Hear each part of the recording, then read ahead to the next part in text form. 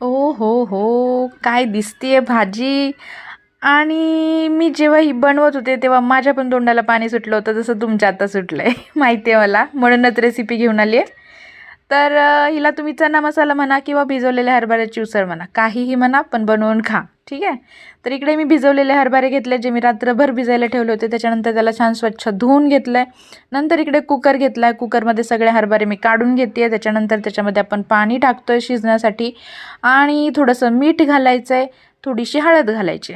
बस काही नाही, कुकर लावून घ्या आणि गॅसवर ठेवून द्या 3-4 शिट्टी होण्यासाठी.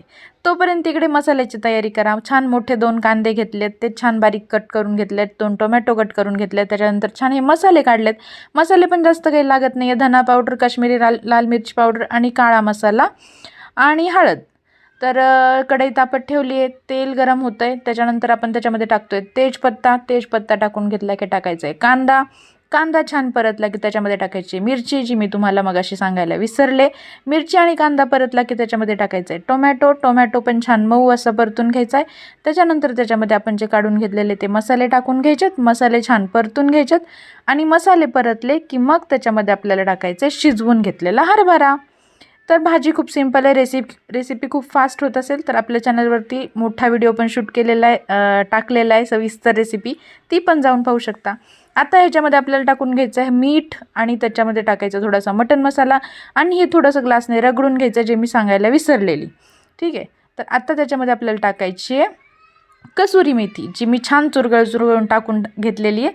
आणि नंतर ह्याला मिक्स करून मस्त झाकून ठेवायचं आहे 10 मिनटासाठी मीडियम गॅसवरती. आणि नंतर खोलून पाहिलं तर मस्त तरी सुटलेली आहे. भाजीचा कलर पाहू शकता. आणि थोडंसं पाणी आहे, ते आपल्याला आता परत झाकून ठेवायचं नाही आहे. कढई ओपन ठेवूनच असंच आटवून घ्यायचं आहे. आणि मग आपली भाजी तयारच होती आहे. दाखवते मी तुम्हाला. तर पाहू शकता आता भाजीचा कलर किती छान झाला आहे. तर रेसिपी आवडली असेल तर बनवून नक्की खा. कमेंट करून मला सांगा कशी झालेली रेसिपी. आणि चॅनलला लाईक, शेअर अँड सबस्क्राईब करायला विसरू नका. Thank you so much. बाय.